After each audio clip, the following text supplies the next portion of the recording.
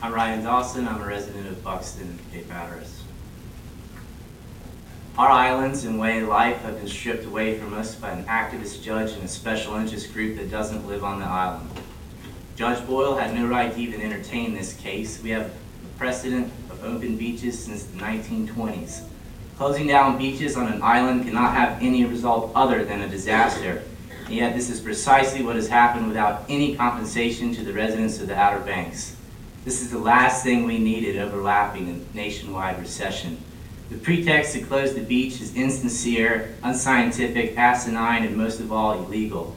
In the past, the federal government fought tooth and nail to create recreational parks on America's seashores to be enjoyed by the public. The original intent was to connect the historical sites of the Wright Brothers Memorial and the lighthouses together by a road, and to have the Park Service do what its name implies, service the park.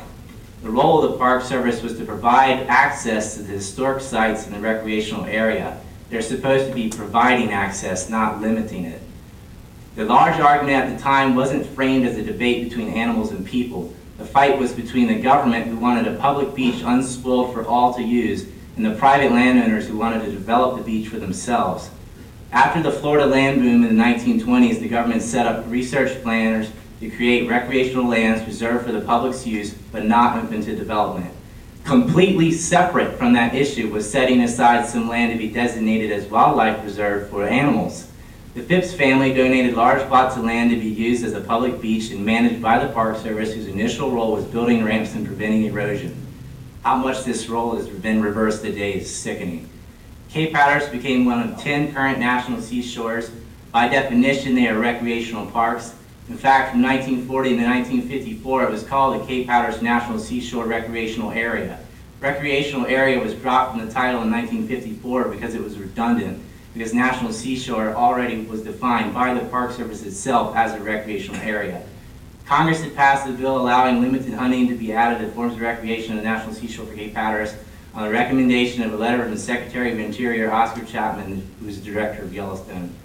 Pea Island was set aside as a wildlife refuge, and Hatteras and Ocracoke, aside from the land set aside for the villages and some land that was adjacent to Loudon Monroe, was to become a recreational park or national seashore.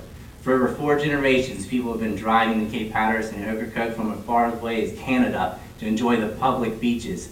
Beach driving, and certainly beach walking, has been allowed the entire time without conflict. You can't even reach portions of the beach outside of villages around Buxton without a vehicle. You cannot retroactively change a national seashore into a wildlife reserve any more than you could change a wildlife reserve into a recreational beach. If good hunting or crabbing were suddenly discovered on Pea Island, that would not mean some hunting interest group could go grab a questionable judge and start hunting on the wildlife reserve, which has been as such for nearly a century. Likewise, a bird enthusiast cannot change a recreational park on an island where people already live and have their entire economy intrinsically tied to, and say, no more going to the beach because I want a de facto wildlife reserve.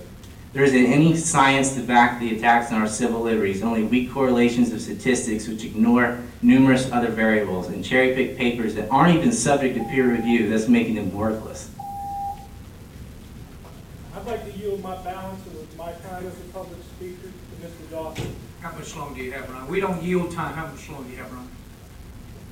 I can speed through it. About 2 minutes. 2 minutes? Go ahead. Go ahead. Go. Yeah. Let's go. Yeah.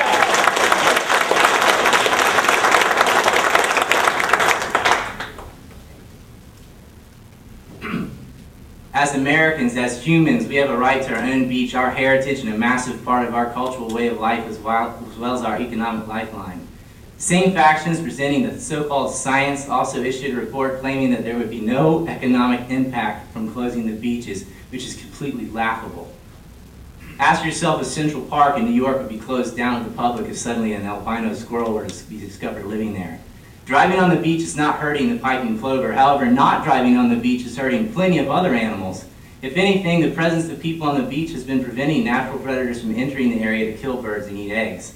Now that Americans have been removed by the land by the police state, the area must be patrolled constantly by the Park Service workers who have been gassing and shooting thousands of other animals. The fox, raccoons, geese, and crabs and other natives have lost their beach as well as their lives.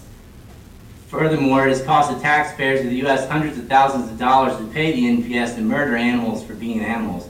What do they plan to do? Go on shooting possum and raccoon indefinitely until none are left? It's not like they can swim back to the islands. The whole island knows this issue has nothing to do with the birds. It's about economics. All across the nation, hiding behind environmental pretexts, the government is stealing public land in order to privatize them for profit. What the Park Service plans to do is take a formerly recreational area that was open to the public for free and start to police it and privatize it so they can issue permits and parking passes and make a handsome profit off it, just like they have our lighthouse. Our lighthouse used to be free to the public. Now they charge a fee, which goes to the general fund, and they keep the money. It doesn't help the needs of the island. Ocracoke, Hatteras Island, and Nags Head have been hit the hardest by this insane, highly irresponsible decision by a questionable federal judge. There's a reason laws come from Congress. Congress represents the people and the people's interests. Congress is elected and can be held responsible for bad decisions. That is why judges don't make laws, they only interpret if you break them. When you let them make laws, they skip the will of the people because judges are not elected and they can act like regional dictators. The will of the people in this area of North Carolina has been completely ignored because a judge has circumvented the lawmaking process by clinging to an obscure interpretation of one executive order by a president who was impeached. Impeachment. It sounds like a good word to me. Thank you.